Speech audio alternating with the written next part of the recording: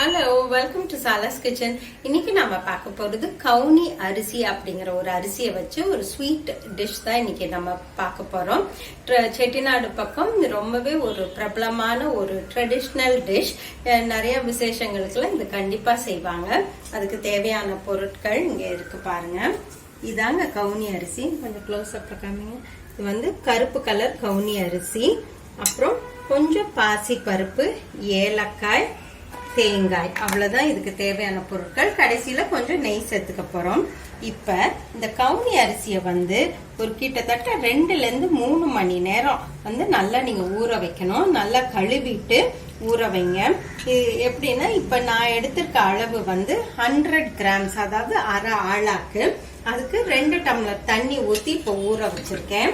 நம்ம இதை வந்து குக்கர்ல வேக வைக்க போறோம். குக்கர்ல மட்டும்தாங்க இது நல்லா வேகும், அதனால குக்கர்ல வைங்க.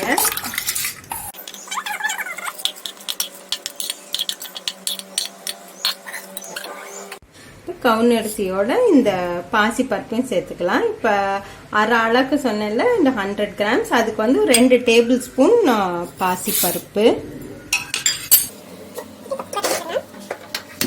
நீங்க என்ன பண்ணுங்கன்னா, குக்கர்ல வச்சதுக்கு அப்புறம் இது வந்து அந்த ஒவ்வொரு தடவையும் தெரிக்கும் போது இடம் எல்லாம் ரொம்ப தண்ணி தெரிச்சு கருப்பாயிடுங்க.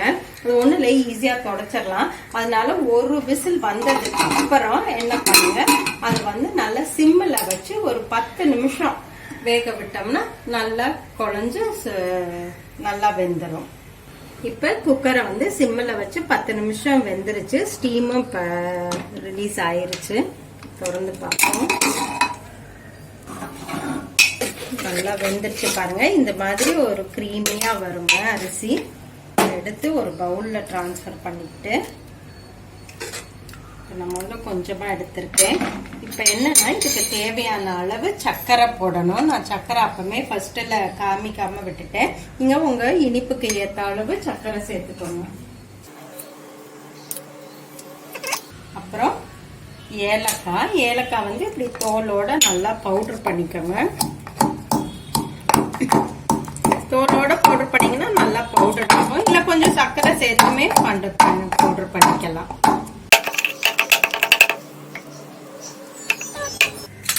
நல்லா பவுடர் ஆயிடுச்சு பாருங்க. அந்த ஏலக்காய் இது போட்டுக்கலாம்.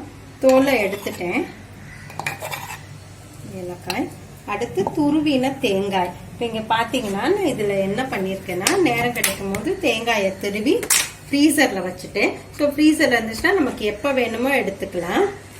ஃப்ரீசர்ல வச்சு ஒரு 5 மினிட்ஸ் எடுத்து வெளியே வச்சிருந்தேன். இது நல்லா உதிரியா வந்திருக்கு. நல்லா சூடோட இருக்கும் போது நல்லா இந்த மாதிரி ஒரு குழிக்கரண்டி வச்சு நல்லா மசிச்சு விட்டுருங்க.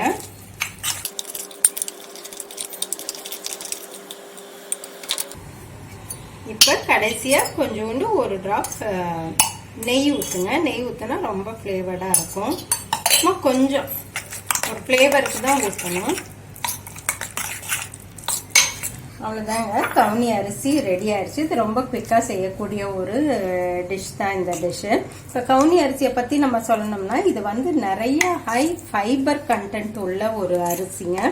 ப்ளஸ் நிறைய அயன், ஜிங்க், பாஸ்பரஸ், கால்சியம், இந்த மாதிரி சத்துக்கள் நிறைந்த ஒரு அரிசி தான் இந்த கவுனி அரிசி. ஸோ முடிஞ்ச அளவு இதெல்லாம் உங்க டயட்ல சேர்த்துக்கோங்க, ரொம்ப நல்லது.